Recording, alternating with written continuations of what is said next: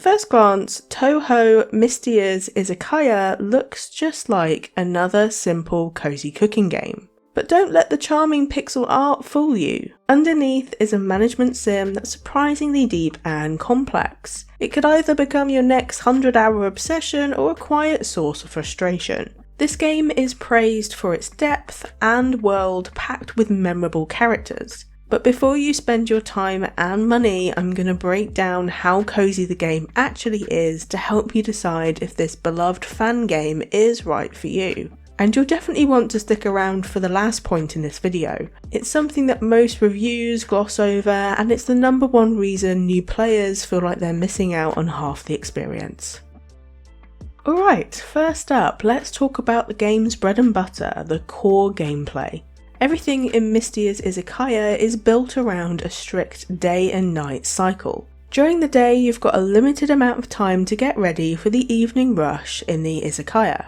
This means you're running all over the world to gather ingredients, buy drinks, learn recipes and chat with the locals. Then when night falls, you open up your izakaya or tavern for business. This is where the management sim really kicks in. You'll set your menu, arrange your cooking stations and serve a ton of different customers, each with their specific tastes. The real challenge is balancing your time during the day. Do you hunt for rare ingredients or do you work on side quests for important characters?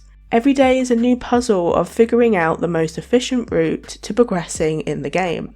This is your first major decision point. If you enjoy routine and seeing slow, steady progress, the loop is incredibly addictive and replayable.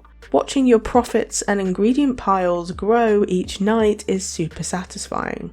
There's just a satisfying rhythm to prepping your menu, managing ingredients, and meeting quirky guests each night. That said, some players might find the daily cycles getting repetitive. Most nights see you cooking a small set of commonly requested dishes with little variation outside of special guests. Once you've optimized your menu and flow, there's not much incentive to experiment or change tactics, which saps any sense of discovery from repeat sessions. While the game keeps adding new places, people, and even has 5 full DLCs to shake things up, the basic structure of gather by day, serve by night never really changes. If you're someone who needs constant novelty or hates the idea of a routine, this might feel more like a grind, especially when you come to play the game again. Touhou Mystia Izakaya is a game that is incredibly rewarding the first time you play it, and may be worth revisiting if you're deeply invested in its world. But for most players, it's likely going to be a one and done kind of experience. So it earns a 1 out of 2 for replayability. You'll leave full, but maybe not hungry for more. And yes, this video is going to be full of bad cooking jokes, by the way. Next up is something you've got to understand about this game. Running this tavern isn't just about food. It's about making friends. Building relationships with a massive cast of Touhou characters isn't just a side activity. It's a core part of how you progress. You raise your friendship level by chatting with them during the day, and more importantly, serving them their favourite food when they visit your izakaya. Getting their order right is like a mini puzzle. Named characters don't just order from the menu, they give you hints of things that they like, referencing tags like sweet, mild or greasy. You have to check your journal where you track their likes and dislikes to figure out the perfect dish for them. Succeed and you'll get a big affection boost and maybe even a reward. So why does this matter so much? Well, raising friendship levels is how you unlock a huge chunk of the game. It also helps you connect to it ultimately as well. Maxing out a character's bond can get you new recipes or upgrades for your tavern. This system is what gives the game its charm and makes the world feel alive. Despite being a restaurant sim at heart, it manages to infuse nearly every interaction with warmth, humour and personality. Over time, you come to recognise character patterns, anticipate their moods, and feel invested in their lives. It's more than just cooking the right dish, it's about creating a space that makes these characters feel at home. Even the slower, slice-of-life pacing helps to foster the sense of connection. You're not racing the clock or fighting bosses, you're just taking care of people. This game encourages a mindset of attentiveness and care, and it rewards players who take their time to learn their customers' preferences and stories. It's the kind of game where a familiar face walking in the door actually can make you smile. So it's a 2 out of 2 for player connection. It's less of a game and more of a nightly hangout with your weird magical friends. From the moment you open your tiny roadside stall, the game wraps you in a magical, nostalgic and relentlessly cozy vibe. Touhou Mystia Izakaya is through and through a cozy game in its feel and design. The beautiful pixel art, the lively character designs, and detailed backgrounds make for a world that's just a pleasure to be in. The soundtrack is full of relaxing, soft tunes that are a perfect backdrop for low-stress gameplay. This cozy philosophy is baked right into the mechanics. There's no harsh punishments for messing up, and even when the izakaya gets overrun with customers, the experience is still more soothing than stressful overall. The patience timers of customers are very generous, and you can scale down the amount of tables you're serving to keep it extra cozy if you like. The game generally wants you to sit and enjoy it, one customer and one bowl of ramen at a time. You really can't fail in a traditional sense. Sure, you have a debt to pay off now and then, but the game is very generous and making money becomes pretty easy once you get in the groove. The game just wants you to kick back, unwind and play at your own speed.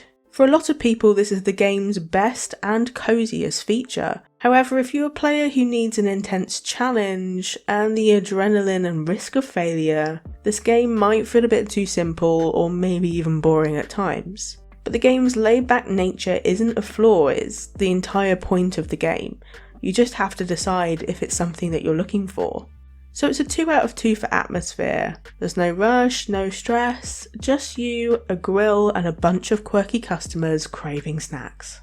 Hey there, just a quick pause to say that if you're enjoying the chill vibes and discovering new and unconventional cozy games, subscribe to the channel. If you wanted to support the channel a little bit more, you can also give this Slothee a coffee. And trust me, I need the energy. You can find the link in the description below.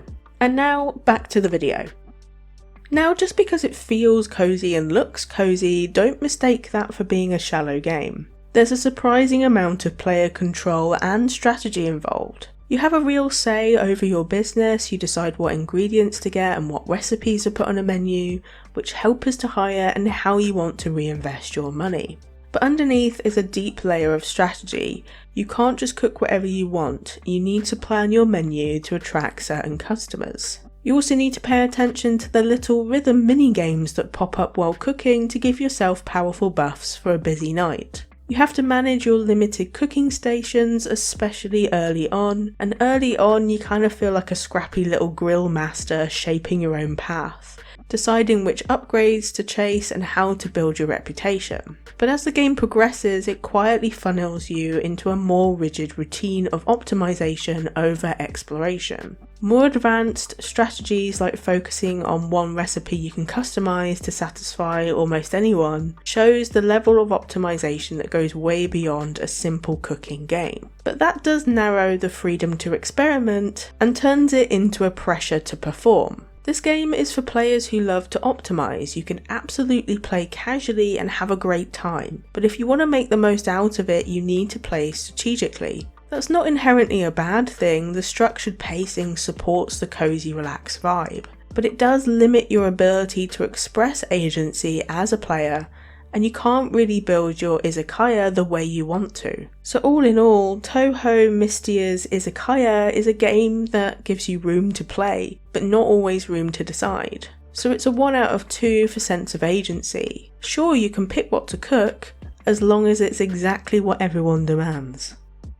All that strategy wouldn't mean much if it didn't lead somewhere, and that brings us to our next point around meaningful progression.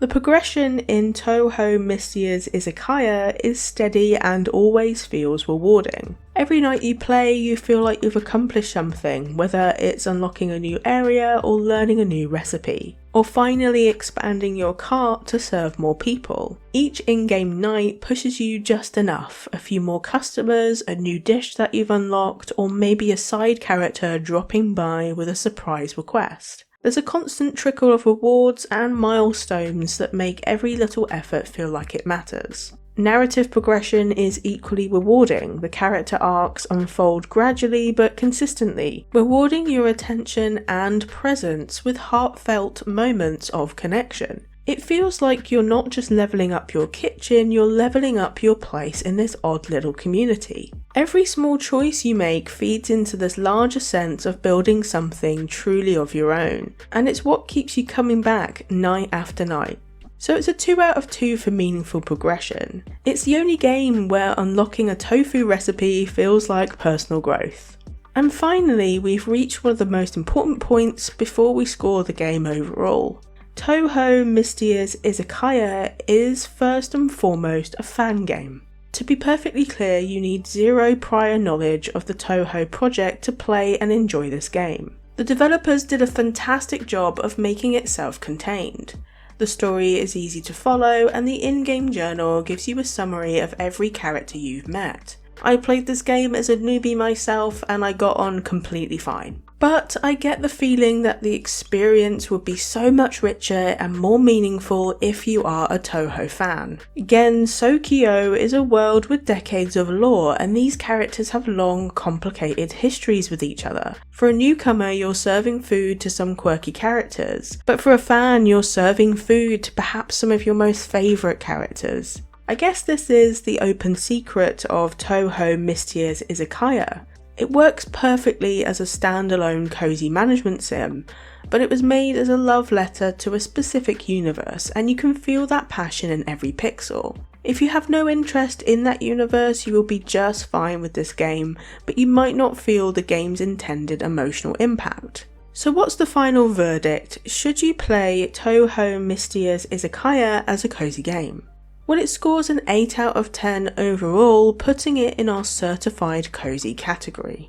This game is an absolute must play if you love the satisfying rhythm of a daily routine, enjoy building relationships with a huge cast of characters, and want a genuinely cozy, low stress experience. You'll probably want to skip it if you can't stand repetitive gameplay and have no patience for the social mechanics. But at the end of the day, Touhou Mystia Izakaya is a wonderfully crafted and charming management sim that knows exactly what it is. One of the coziest and most heartfelt fan games ever made. So what do you think? Does Touhou Mystia Izakaya sound like your kind of game? And does it also feel cozy to you? Let me know in the comments down below. And as always, thank you so much for watching, and I'll see you in the next one. Take care.